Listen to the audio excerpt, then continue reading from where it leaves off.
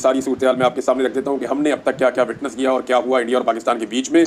जबकि एक बहुत बड़ी डेवलपमेंट पाकिस्तान के अंदर हुई है। कल रात को जितनी हुब्बल-वतनी हम हासिल कर सके थे, आज सुबह हमने उसको पूरी तरह तबाह कर दिया है। कौम को इकट्ठा करते-करते पूरी कौम को तकसीम कर दिया है सुप्रीम कोर्ट के एक फैसले ने।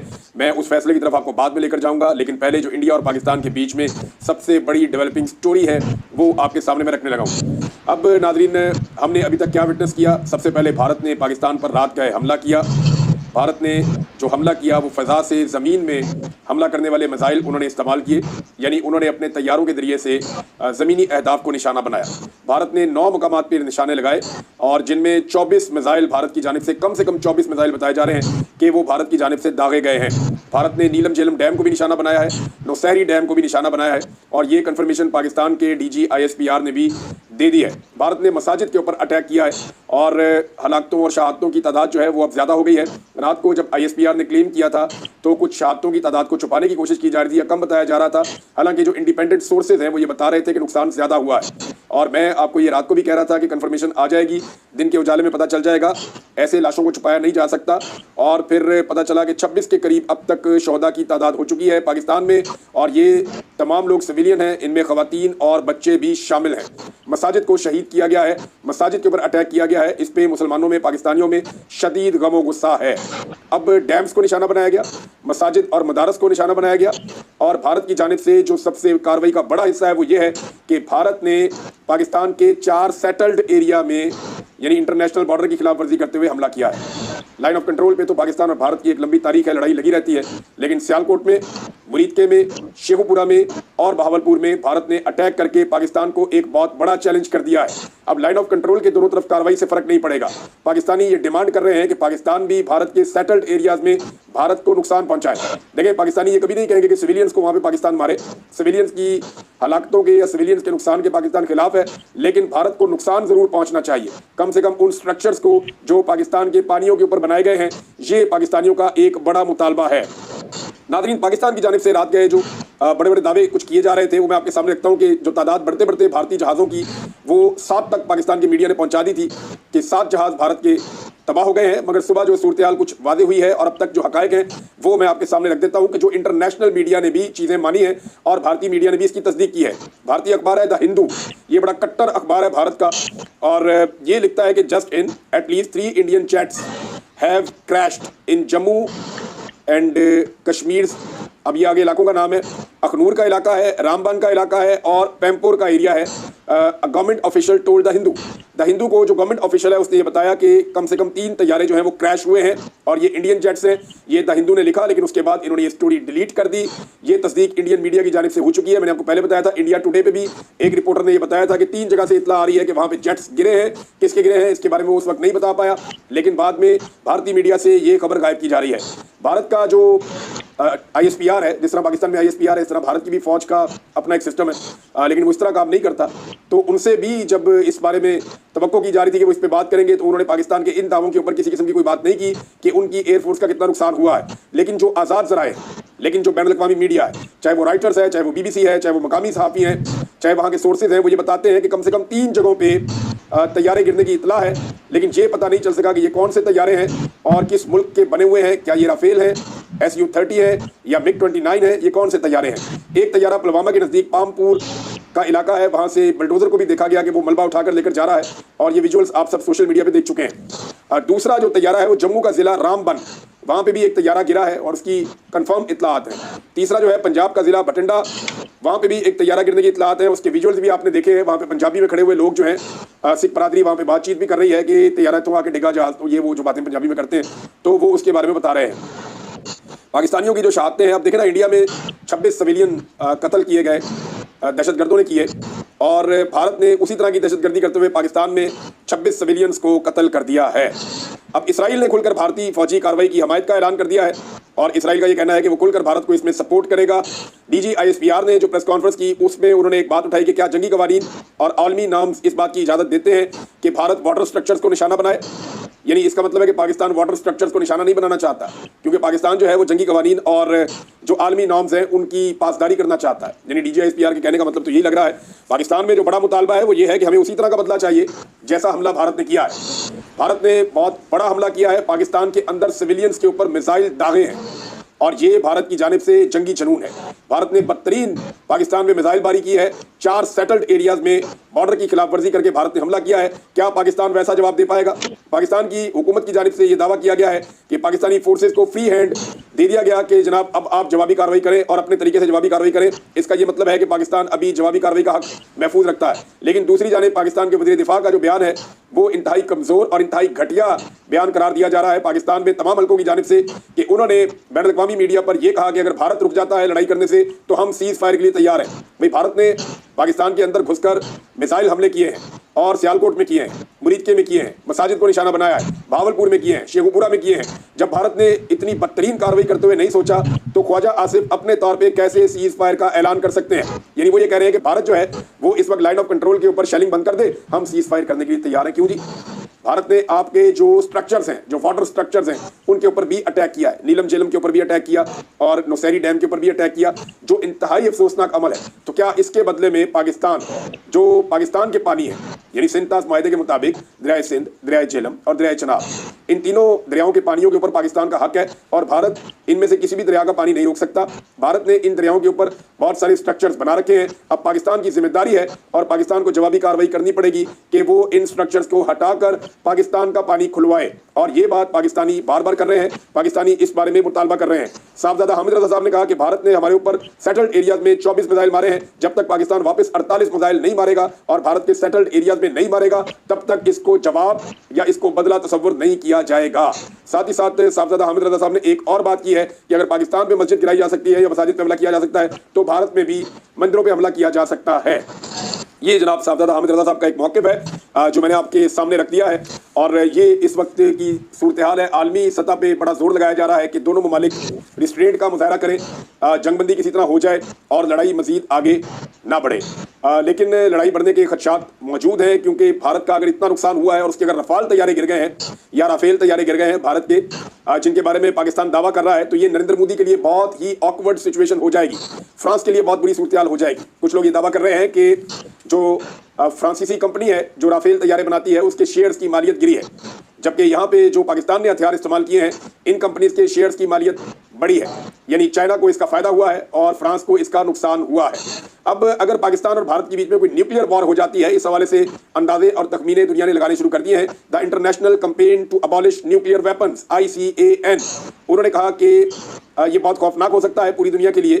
और उन्होंने अंदाजे बताए हैं कि अगर एक एक्सचेंज हो जाता है, न्यूक्लियर एक्सचेंज पाकिस्तान और इंडिया के बीच में, तो मिलियंस लोग जो हैं वो इमीडिएटली मारे जाएंगे। यानी बहुत सारे बड़ी तादाद में लोग जो है वो मारे जाएंगे और करोड़ों लोग इफेक्ट हो जाएंगे और पूरी दुनिया के ऊपर इसके असरात चले जाएंगे। ये अल जजीरा ने इसकी रिपोर्ट को छापा है। अब नाज़रीन आ जाए उस घटिया और गलत और काबिल मुज़म्मत इंसानियत सोच फैसले के ऊपर जो पाकिस्तान की सुप्रीम कोर्ट के आईनी बेंच ने आज दिया है। नाज़रीन, एक तरफ कौम को इकट्ठा कर रही थी दुश्मन की कार्रवाई, कौम दुश्मन के अज़ाइम के खिलाफ इकट्ठी हो गई और पहली मरतबा मुझे रात को ऐसा महसूस हो रहा था कि सब लोग एक ही सिमत में सोच रहे हैं कि हर हाल में दुश्मन को जवाब देना है।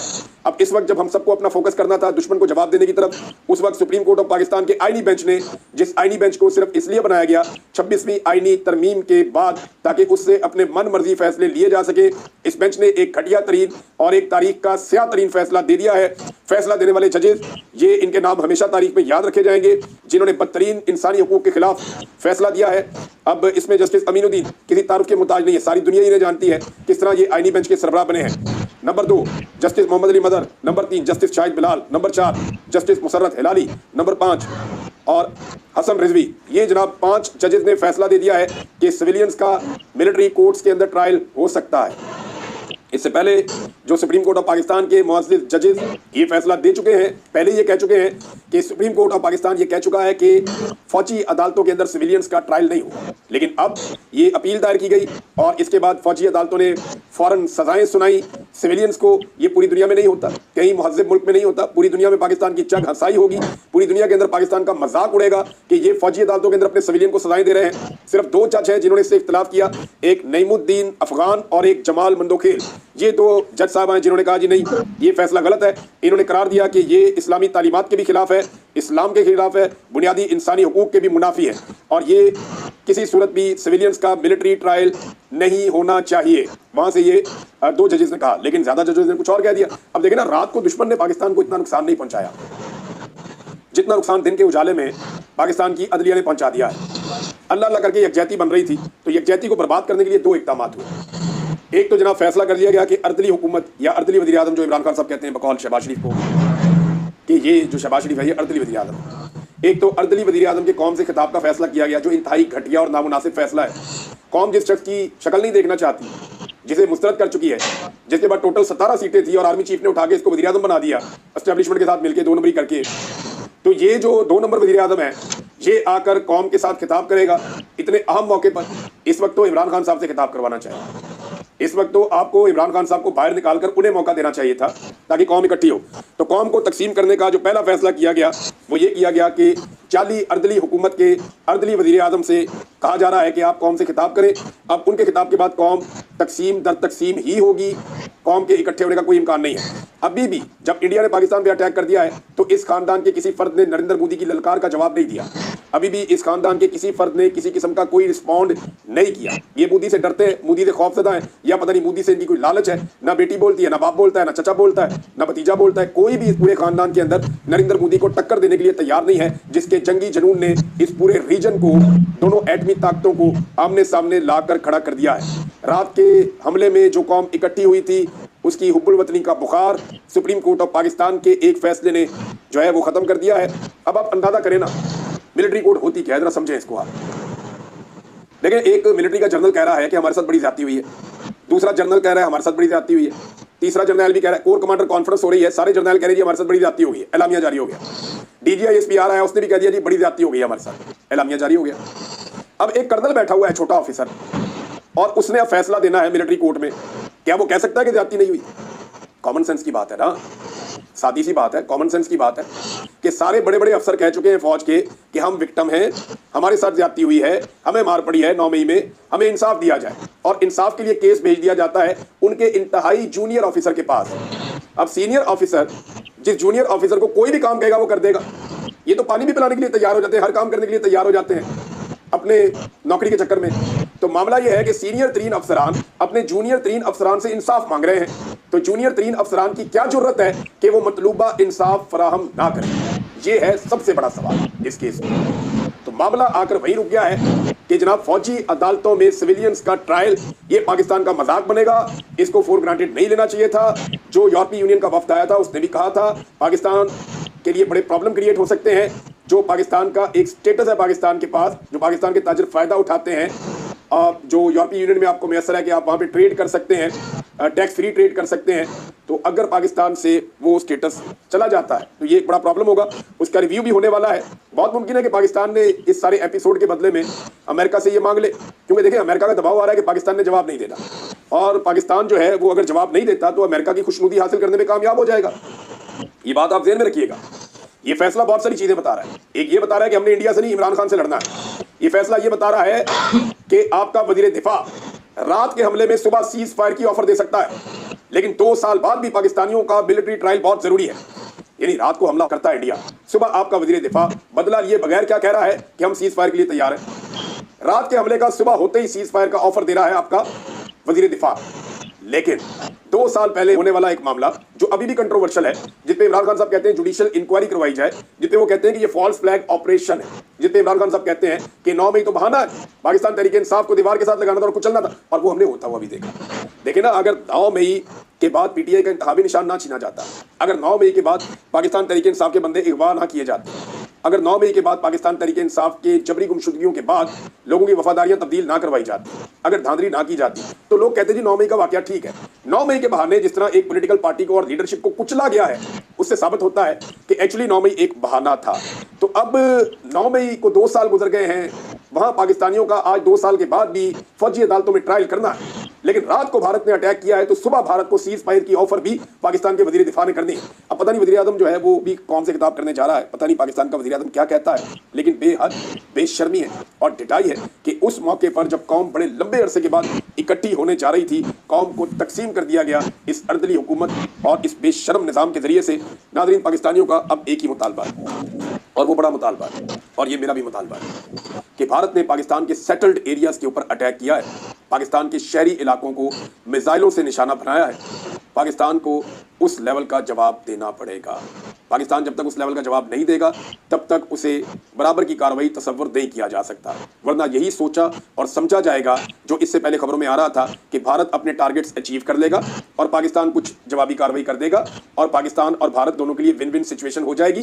भारत अपने शहरियों को बेवकूफ और पागल बना लेगा, पाकिस्तान अपने शहरियों को बेवकूफ और पागल बना लेगा। वो भी कुछ गेन कर लेंगे, ये भी कुछ गेन कर लेंगे। लेकिन सोशल मीडिया का ये दौर है, हम किसी को ना भागने देंगे ना हकायक छुपाने देंगे और स्कोर जो है उसको सेटल रखेंगे। स्कोर का हम बताएंगे कि जनाब ये स्कोर है, ये इंडिया ने किया है और ये आपने किया है। इंडिया ने सिविलियंस को मारा है, उन्होंने ऐलान जंग किया है, आपका पानी भी रोक रहे हैं। पाकिस्तान का पानी, पाकिस्तानियों का पानी पाकिस्तानियों तक पहुंचे, ये रिस्पांसिबिलिटी पाकिस्तान की फौज की है और उन्हें अब ये जिम्मेदारी पूरी करनी पड़ेगी। सिर्फ मिलिट्री ट्रायल नहीं करना सिविलियंस का, सिविलियंस को उनके हक भी लेकर देने हैं।